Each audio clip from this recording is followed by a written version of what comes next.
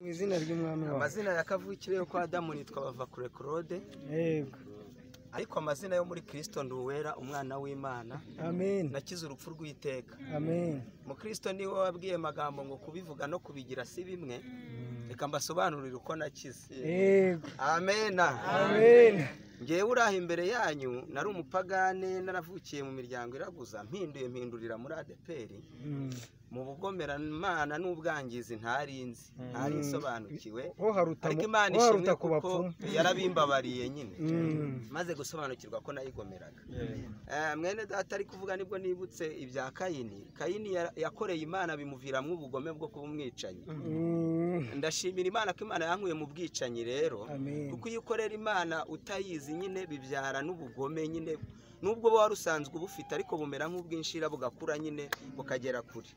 Ndashimira Imana rero ko mu gihe nari maze mw'iryo senga cyangwa ry'abambuzi ADPR nagiriyemo ibintu bikomeye byo kushaka kuzamura intebe nk'uko bene data babivugaga kuko nabaye umunyeshyaka n'umunyempano zo kugomera Imana mvuga ko nyikorera.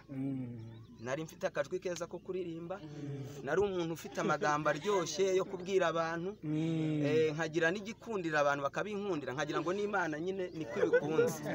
Ariko Imana yari imfitiye umujinya, ariko Imana ishimwe ko urukundo rwayo rwamuritse umutima wanjye ikanyibyarira nkaba ndagahinja kayo. Nari umuntu rero washakishaga uburyo namenya ibyanditswe byinshi kugira ngo ngwize n'icyubahiro nk'uko Satani nawe yabikoraga.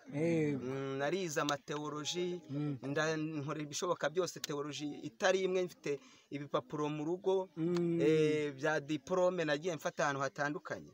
Nagiriwe icyizere rero no mu gihanda banyemeraga nk'uwabafasha n'ubundi kuzirika abantu kuko nababwiraga ibintu nyine bibabwiriza n'abayoboke. Narakunzwe rero ndabwiriza ibiterane ariko kugira ngo ntavuga byinshi kuko umwanya wo turawufite abera tuba hamwe tuzaga tubivuga. Nafatiwe n'ubundi mu giterane njya gufatwa n'ubutumwa bwiza. Kristo yansanze maze kubwiriza igiterane. Abantu bari hano barahaza ahantu hitwa muri Jyambere mu Gihubira. Ninjye wari wabwirije nyine nk'umuntu wari ukomeye nambaye ikote meze neza. Umwana w'Imana rero wakijijwe neza ufite amaso areba urondora ariko we ntibamurondora. Imana ishimwe. Yarandebye aramenya ko ndi indushyi kandi yabonaga uburushyi bwanjye bugeze kure. Yantabaye nk'uko polisi iza kuzimya umuriro urimo abantu bahiriye mu nzu mubona za kizimyamwoto ukuntu ziza. Abana b'Imana buriya n'abatabazi. Imana ishimwe. Kubana nabo ni ugukira byose. Mbahaye icyizere ko ubwo twageze mu bera b'Imana ibintu byose byakemutse. Araza rero aranganiriza arambaza teste paste ko wabwirije ibyo gukizwa ukihanisha abantu ko twarabatuzaga bakatwongorera ibyaha byacu. Mwene data umwe ni wavuze ngo umusaraba wavugaga ngo ndimva bashyinguramo ibitekerezo nanjye nuko nubwo ntari mfite umusaraba ariko nanjye nashyingurwagamwo ibyo bipfuye nanjye ndi umupfu.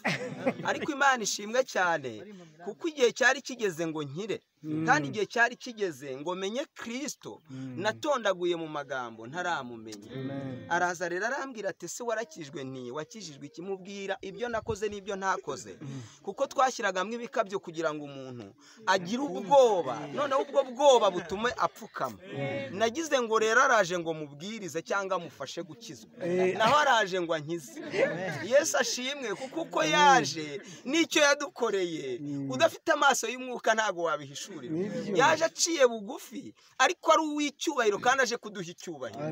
N'uwo rero niko yaje. Yari umuntu wambaye imyenda yanduye, yari yitwa bose ko nzamubereka. Namubonye nyuma y'imyaka 7 narakijijwe atazi ko nanakomeje gukizwa. Byo biba imbuto ntago ubuzi irizera n'irizarura. Nuko nyine arambwira ati ese wowe warakijijwe? Niyo ntubu n'abapasiteri nkabwiriza ibiterane ntarakijijwe. Atese mu buhamya ntinge nari umusinzi n'umusambanyi. Inyuma ntabyo nakoze ibyo mvuze ariko namubwiye ko nabikoze ariko kandi imbere nari narabikoze kuko umunyabyaha nta cyaha na kimwe atarakora. Ubwicanyi, ubusinzi, mbega kugoreka ingugu byose Imana ibimubonamo. Nambwira Imana yankuye mu tubari nkura mu buraya ntabyo nakoze ariko narindi byo. Ariko arambwira atese ubu wumva koko nta bindi byaha ubona ndabibona nkiyeza. ubwo nyine inguni yari yazimuritse arambaza tese uko kwiyeza kwawe uriyeza byibura ukamara nk'agasagonda wumva wera ntiwora ncungana nabyo arambaza tese ucungana nabyo uzagira umutima wo gukira ryari kuvuga ko wakijijwe ubwo urumva rero ntabwo wigeze ukizwa nturamenya n'iby'agakiza anganiza byinshi ku cyaha bene data abantu ntago bazi icyaha kandi ntago wakira indwara nyine utaranasobanukirwa ko urwaye angisha icyaha ambwira uwo ndiwe numva ndiwe bararondora abana b'Imana turarondora nukuri ambwira ubunyacyaha bwanjye ambwira n'ibiri mu nguni z'umutima arabimurika noneho arambwira ati rero ntabwo ukora ibyaha ahubwo wowe ubwawe uri icyaha niyo mpamvu muri wowe hahoramwo amasoko y'ibyo urwanya ntiwabasha no kuyazibira nyine kuko ni amasoko kandi Yesu yarabivuze nyine ko ibiva mu munyabyaha ari byo bimwanduza ntabwo ari ibiva hanze y'umutima we ni uruganda rw'ibyaha ni ibyaha matsiyeri zimugize ni ibyaha gusa aranganiriza ambwira ko ndi igiti cyera imbuto zitwa ibyaha ko niyo wagihungura n'ubundi imbuto zo zigomba kuza ko n'urugemwe rw'ironji ni ironji narwo nirukura ruzera amaronji kuko rwari ironji mu rugemwe ntabwo rero umuntu aba umunyacyaha nyine kuko akora ibyaha ahubwo ni umunyabyaha niyo mpamvu akora biriya twita ibyaha arizo mbuto aranganiriza mutega amatwi nabanje kurakara mfite umujinya mwinshi ariko nkajya ngenda kuko nari ngeze igihe nyine cyo gukira nkagenda numva umujinya ugabanuka abantu uyu muntu reka mwumve nubwo ibyo avuga ntabyumva anganiza rero agera ku bya Kristo arambwira ati rero niwemera ese wakwemera nkakubwira inkuru nziza pasite wakwemera mu cyubahiro cyawe wakwemera n'ikote ryawe na diplome zawe rwose tukiganira nyine ndasuzuguritse mu maso yawe ariko nkakubwira icyubahiro Yesu yampaye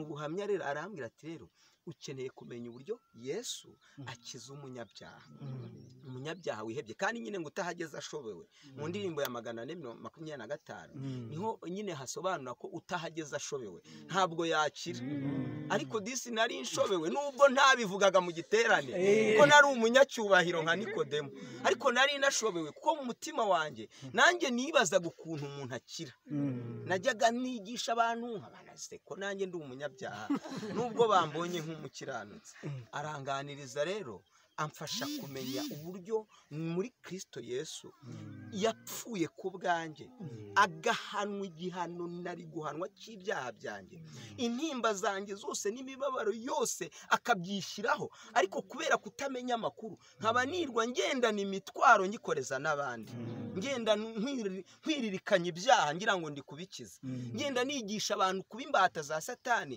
ngira ngo ndi kubigisha gukizwa nanjye narindushye rero mu mutima rwihishwa ariko umuntu w'Imana nyigisha uko nakira anganiza amagambo akomeye yo mu Baroma igice cya 3 murongo wa 21 arambwira ati hariho gukiranuka utigeze umenya uko wavuze ko kwiyeza k'ubushwambagara udodadoda ntibyaguhaye amahoro n'icyubahiro abantu baguha mu mutima nta kirimo arandondora rwose atari ko hari ukuntu Imana yahishuye gukiranuka abantu bamwe barabimenya abandi ntibarabimenya kandi koko no mu misozi abantu bafite idini nsa ntabwo bazi Yesu aranganiza rero mu ncamake anganiza uko nakira icyo Yesu yankoreye yarabivugaga nkumva umutima wanjye uri kugenda ubohoka ingoyi z'ibyo nari narijanditsemo yarabivugaga nkumva ibintu byose ari kunsaka ibintu byose nari mfite by'ibyiringiro bikagenda bishira mu mutima wanjye ibyishingikirizo nyine birashira sigara nta kintu numva uretse kwibaza ku bintu yambwiye bene data ntago nzibagirwaho ntari mpagaze n'umwanya nari ndimo kuko nakomeje kugenda ndeba no mu ijambo ry'Imana ngo ndebe ko ibyo yambwiye ari ukuri Imana ishimwe n'igitabo cy'umugenzi nacyo cyabimfashijemo cyane kuko naragisobye ngisubiramo ndetse nahindutse ukundi kuntu nagiye Nyabugogo ndabirangura kuri 650 ndaza mbiha abantu ngira ngo bazabisoma bamere nk'ukomeza naho bifite ukuntu biza n'uburyo bigenderera umuntu nge numvaga barabyumva njya mu idini ndabivuga abo twabanaga mu gihome barabizi Imana yamfashije yankoreyemo ndabakiza hano hari abantu nakijije kuko Kristo nyine ari muri twe agenda akiza abo nakuye mu gihome rero nabo barabizi nabwiraga idini nk'uzarihindura naranahatinze disi mpamara igihe nzi ko nzabahindura kubera nyine ubwana no kutamenya naho nabibabwira nezerewe umujinya ukaba mwinshi bendaga no hari kungirira nabi hari no bambwiraga bati tuzifashisha ubundi butware ubundi bushobozi ubwo nyine namwe murabyumva nuko nyine iyo ntambara nyirwana igenzi ko nzahindura idini hano harimo bene data bamwe bansuye harimo n'uriya mugabo batubwira batese aho hantu muri rwose murimo murahakubitirwa kandi turabakunda turumva koko mwaravutse ako sizo nkoni murimo muraziriki bararira biranga turaguma tuti tuzabahindura turarwanya niko tubwiriza cyo koza abantu bamwe bakizera ariko bakaguma mu gihanda kuko natwe tuguma muri ibyo abantu barakizwa tukajya duhura ukwaca ariko tutiniya ko idini turajyayo murumva naho twaraharenganiye nababwira byinshi twaraharenganiye nzabibabwira ariko igihe cyarageze igihe gikwiriye nyine gisohoye tubona itorero nari ndimo ntumira bene data ntinge nabonye itorero muze mwirebere ko ibi bintu ntawe ubishyira mu muntu namwe murabizi tukoze umukurura akaboko uti ngwino urebe ubwo rero ngewe hari ibintu bibiri nje guhana ikimutima uticira urubanza cyo cyararangiye cyaratsinsutse rwose ndi umwana w'Imana do mudamu wanjye ari hano ndi umwana w'Imana ndabivugana nijoro nakuvanywa nawe arabizi n'abana bo mu rugo n'abashyitsi umuntu wese uje iwanjye ngo uyu madamu aho ari agenda amenye ko navutse ubwa kabiri nkanamusobanura uko byagenze ibintu no mu isoko n'ahantu hose nuko ndi icyo naje gihamiriza abantu rero ubu nta mutima uncira urubanza ruwera umwana w'Imana ngenda numva rwose ndi umunyamahoro Imana ishimwe kandi nyine iracyakomeje no kumfasha ikindi gikomeye rero gitumye mbatizwa ni ukubona itorero rifite ibyuzuye Imana ishimwe mbega naribonye kandi ntawe abinshizemo ntawe abimpatiye nta nubwo wari kubimpatira ngo mbyemere uyu mugabo ni inshuti yanjye twaraganiriye ntabwo wari kumbwira ngo nze mbatizwe mu nibyo wabikubwiye amen. Ni ugucagura ni ukurasa ku ntego.